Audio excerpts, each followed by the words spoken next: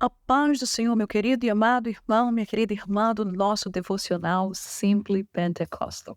Estamos muito felizes nesta manhã de sábado de poder estar junto com você para juntos lermos a palavra de Deus no livro de Jeremias, no capítulo 51. Estamos quase chegando ao finalzinho deste livro. Foram muitos sábados que nós estivemos aqui juntos, não é? E estamos quase ao término dele. Portanto, a pergunta ou a frase que nós poderemos dar a este início deste capítulo 51 é: Deus não abandona os seus. Glória a Deus por isso. Nós vamos lembrar que Deus havia levado o seu povo ao cativeiro. Entretanto, nós vamos entender que mesmo ali no cativeiro, Deus não os havia abandonado. E isto é o que está descrito naquilo que nós vamos ler nos primeiros 19 versículos do livro de Jeremias, capítulo 51. Portanto, a palavra de Deus nos diz assim: Assim diz o Senhor, eis que levantarei um vento destruidor contra a Babilônia e contra os que habitam no coração dos que se levantam contra mim. E enviarei padejadores contra a Babilônia, que a padejarão e despojarão a sua terra, porque virão contra ela em redor no dia da calamidade. Vamos lembrar que o padejador, ou aquele que padejava, era a pessoa que lançava o grão, não é? Para debulhá-lo, lançava ao ar e assim o vento levava a palha e somente o grão ficava. E é isso que Deus está falando que irá acontecer com a Babilônia. Versículo 3. O flecheiro arme o seu arco contra aquele que arma o seu arco e contra o que presume da sua couraça, e não perdoeis a seus jovens, destruí a todo o seu exército. E mortos cairão na terra dos caldeus e atravessados pelas ruas, porque Israel e Judá não foram abandonados pelo seu Deus, pelo Senhor dos Exércitos, ainda que a sua terra esteja cheia de culpas perante o Santo de Israel. Fugi do meio da Babilônia e livre cada um a sua alma. Não vos destruais a vós na sua maldade, porque este é o tempo da vingança do Senhor. Ele lhes dará a sua recompensa. A Babilônia era um copo de ouro na mão do Senhor, o qual embriagava toda a terra. Do seu vinho beberam as nações, e por isso as nações enlouqueceram.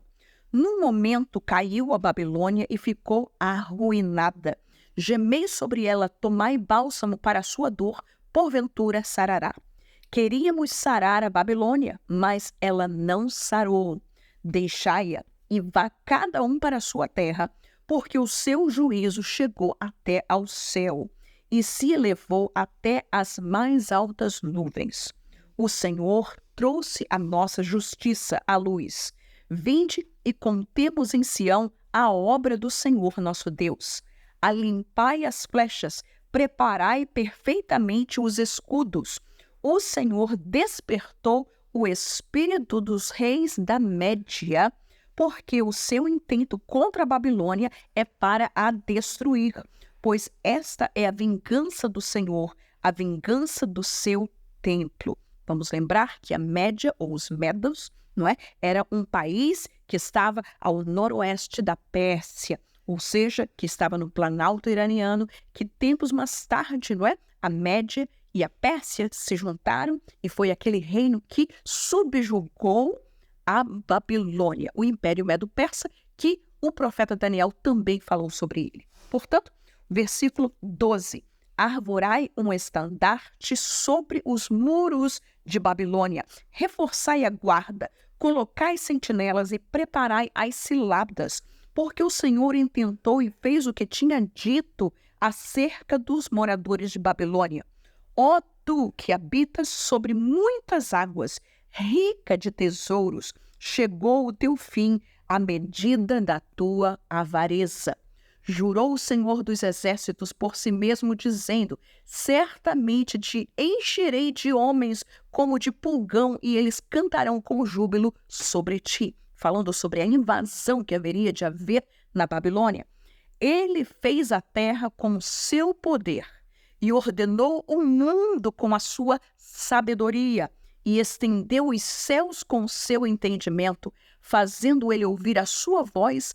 Grande estrondo de águas há nos céus, e sobem os vapores desde o fim da terra. Faz os relâmpagos com a chuva e tira o vento dos seus tesouros. Embruteceu-se todo homem e não tem ciência. Envergonhou-se todo ourives de imagem de escultura, porque a sua imagem de fundição é mentira.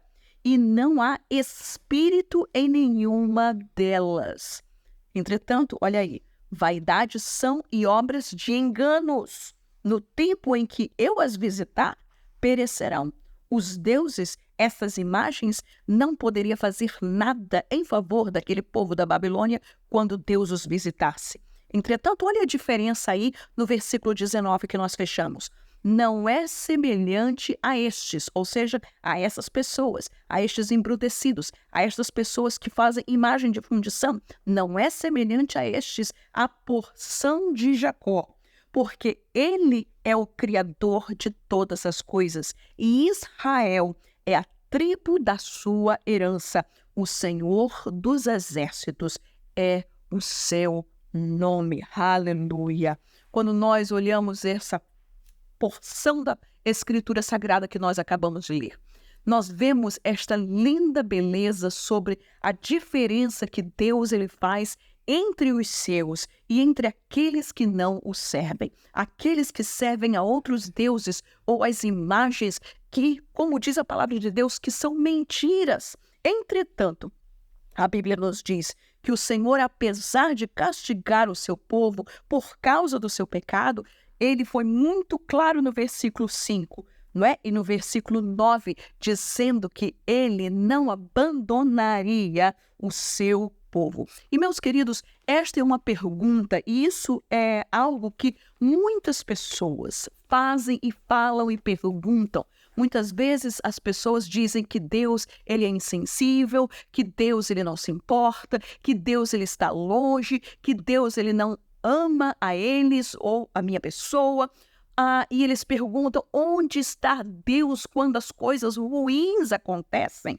Aonde está Deus? Por que Deus não livrou? Por que Deus não permitiu isso acontecer comigo? Por que Deus deixou que essa tragédia acontecesse? Essas são perguntas que muitas vezes as pessoas que não têm a Cristo, que não conhecem a Deus, podem fazer. E muitas vezes essas perguntas, dependendo do nível de tribulação, de perseguição, de provação que nós estejamos passando, o diabo muitas vezes pode colocar estas perguntas, estas questões em nossa mente para duvidarmos do cuidado do nosso Deus para com as nossas vidas. Entretanto, a palavra de Deus nos mostra claramente o contrário. Aleluia! Deus, ele se importa com os seus. Deus, ele se importou com Israel. Deus, ele se importa com a igreja.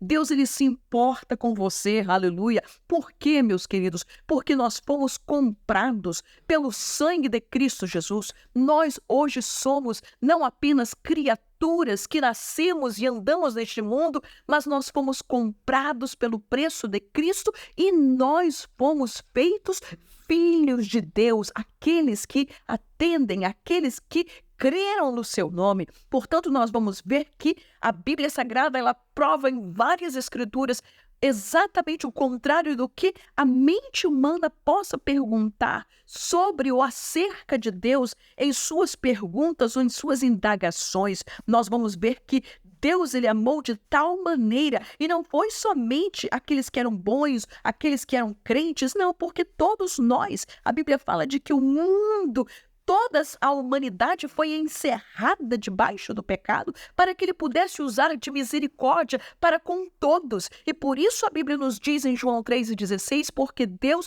amou o mundo de tal maneira que deu o seu Filho unigênito. Portanto, Deus, ele não abandona, Deus não abandonou. Quando Adão e Eva pecaram contra Deus, eles se esconderam. Quando Deus chegou na viração do dia e disse: Adão, aonde estás? Ele estava escondido, mas Deus, quando soube, Deus, quando viu, Deus, quando notou aquilo que havia acontecido com o homem, ele não simplesmente o abandonou ou deixou e o recusou para a eternidade sem Deus, sem paz e sem salvação. Muito pelo contrário, Deus, ele abriu um caminho, Deus ofereceu a ele, lhe deu vestes, não de plantas, não de coisas que passassem, mas através de um sacrifício, através de um novilho, de uma ovelha que foi sacrificada para vestir Adão e Eva. Deus lhe prometeu que da semente da mulher haveria de vir para poder trazer a salvação